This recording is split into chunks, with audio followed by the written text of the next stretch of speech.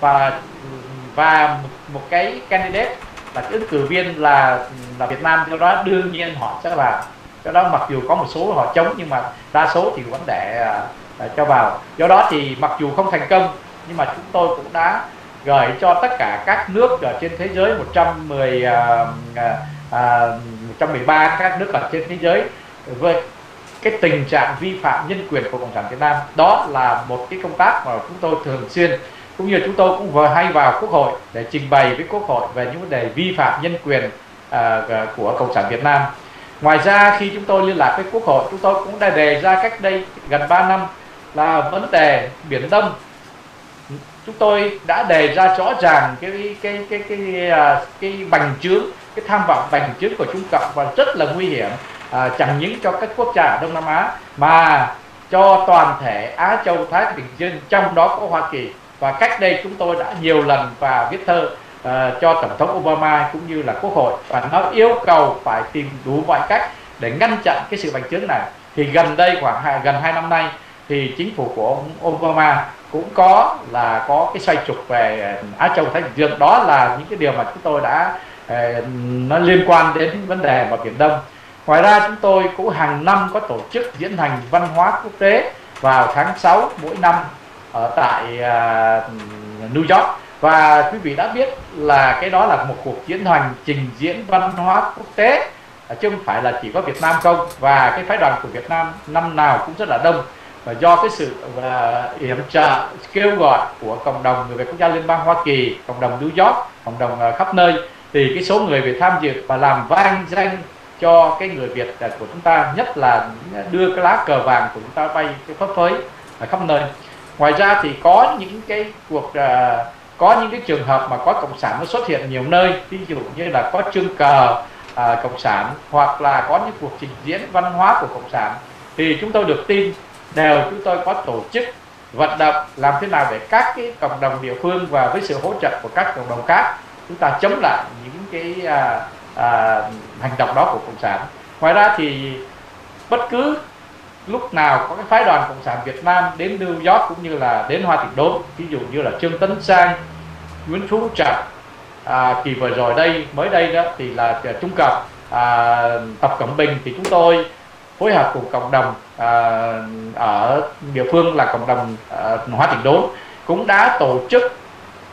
chống rầm rộ để chống lại những cái nhân vật của cộng sản và phái đoàn qua thăm Hoa Kỳ, đặc biệt là kỳ vừa rồi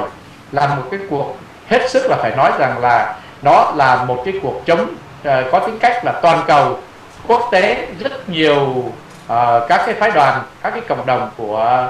Duy Ngô Nhí, của Phi Lập Tân, của Trung Hoa Tự Do vân vân đã cùng với cộng đồng người Việt quốc gia Liên bang Hoa Kỳ, cộng đồng thủ đô Hoa Thịnh Đốn cũng đã chống lại rất là rầm rộ. Thì quý vị theo tin tức đã biết. Thì đó là chúng tôi sơ lược qua những cái công việc mà đã làm trong 3 năm vừa qua. Nhưng phải nói rằng có một công việc quan trọng đây trước mắt đây là chúng tôi sẽ tổ chức là cùng với cộng đồng của Hoa Thịnh Đốn tổ chức cái hội nghị liên kết người Việt quốc gia Liên bang Hoa Kỳ. Thì xin lỗi là hội nghị liên kết người Việt quốc gia ở hải ngoại. Thì đó là tôi xin sơ lược như vậy. Xin anh có những câu hỏi gì thì xin nói tiếp. Thưa với bác sĩ có thể cho mọi người cùng biết được rằng cộng đồng Liên bang Hoa Kỳ đã được những dân biểu, những nghị sĩ nào thường xuyên hỗ trợ hay tiếp xúc, hoặc là cộng đồng đã thường xuyên liên lạc với những thượng nghị sĩ nào hay dân biểu nào để được đưa tiếng nói của cộng đồng người Việt tị nạn cộng sản chúng ta đến với lại những cơ quan lập pháp hay hành pháp Hoa Kỳ? Mời bác sĩ. Vâng,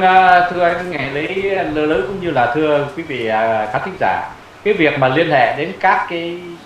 dân biểu nghị sĩ thì chúng tôi cũng làm thường xuyên. Nhưng mà đặc biệt có một số những cái dân biểu mà gần như là bạn của chúng ta, bạn thân với người người Việt của chúng ta, và nhất là với cộng đồng người Việt quốc gia Liên bang Hoa Kỳ. Đó là ông dân biểu Ed Royce, và cũng như là các cái dân biểu nghị sĩ ở ở bên California. Và phải nói rằng là chúng tôi gần như là có một cái thân tình rất là thân tình đối với lại dân biểu Ed Royce, mà quý vị đã biết dân biểu đó là chủ tịch Ủy ban Ngoại giao của của Hạ viện Hoa Kỳ. Đây là một cái phải nói rằng là rất là quan trọng ở trong Hạ viện Hoa Kỳ. Và ở trên Thượng viện thì chúng tôi đặc biệt thì cũng có rất là thân với lại thượng nghị sĩ John McCain. Và ngày 18 đây thì chúng tôi cũng sẽ có bữa cơm với lại thượng nghị sĩ McCain ở trên Arizona, Phoenix. Thì đấy thì chúng tôi cũng rất là thường xuyên liên hệ để làm thế nào để mình bày tỏ những cái mong ước của những cái người Mỹ gốc Việt. Là chúng ta là người Mỹ gốc Việt, chúng ta có những cái ước vọng, những điều mà mong ước, và chúng ta là người đóng thuế. Do đó chúng ta cũng rất là mong mỏi các cái Hạ viện và Thượng viện Hoa Kỳ giúp đỡ những ý nguyện đó. Đồng thời chúng ta nói lên cái nguyện vọng của 90 triệu người dân ở trong nước hiện nay là gì? Là muốn được tự do, được dân chủ, nhân quyền được tôn trọng và được hưởng được hạnh phúc. Cái điều đó là điều căn bản của người dân ở trên thế giới hiện nay. Vậy mà trong 40 năm qua là 90 triệu người dân ở trong nước hiện nay vẫn ở dưới một cái chế độ độc tài toàn trị. Thì do đó một trong những nhiệm vụ công tác của cộng đồng người Việt quốc gia Liên bang Hoa Kỳ là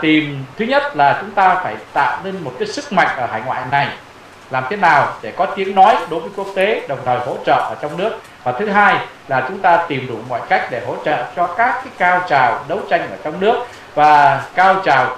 đòi tự do tôn giáo, cũng như là đòi thả tất cả các cái tù nhân lương tâm, tù chính trị. Và phải nói rằng là trong thời gian vừa qua chúng tôi đã hết sức có những nỗ lực để mà đòi hỏi làm thế nào để cộng sản để thả tất cả các những tù, như là thí dụ như Điếu Cày cũng như là Tạ Phong Tần. Thì chúng tôi đã cũng có những cái thơ gọi tổng thống Obama, gọi Bộ Ngoại giao Hoa Kỳ cũng như là Quốc hội để đòi hỏi. Ngoài ra còn biết bao nhiêu những cái vị khác nữa, nhất là Hòa thượng bên Giáo hội Phật giáo Việt Nam Thống Nhất, và tất cả rất là nhiều người, cũng như là bên Tin Lành, bên Hòa Hảo. Bây giờ đó thì nó cũng đàn áp đạo Cao Đài. Thì chúng tôi cũng có liên lạc chặt chẽ với lại các cái tổ chức đạo Cao Đài ở hải ngoại. Và thì sắp sửa đại hội sắp tới thì chúng tôi cũng có những cái phái đoàn của Cao Đài cũng như là của bên Hòa Hảo đến cùng tham dự cái đại hội, để chúng ta cùng nói lên cái tiếng nói đòi hỏi tự do tôn giáo cũng như nhân quyền cho người Việt Nam chúng ta đó. Như bác sĩ đã biết rằng sau năm 75 thì cộng sản dùng cái chính sách đó là bóp bao tử để mà bóp chẹt cái sự đấu tranh đối với những bất công. Ngày hôm nay những nhà đấu tranh dân chủ trong nước,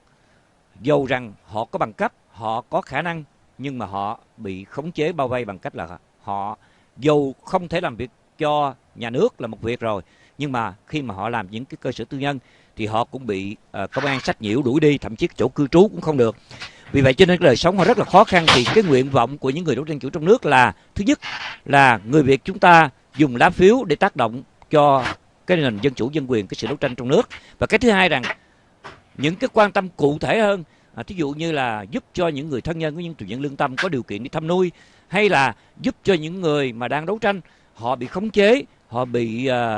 khủng bố. Thì thưa bác sĩ rằng cộng đồng người Việt quốc gia của Liên bang Hoa Kỳ có những cái kế hoạch gì hay không để mà coi như là hỗ trợ không những về tinh thần mà kể cả về vật chất cho những người đấu tranh dân chủ trong nước?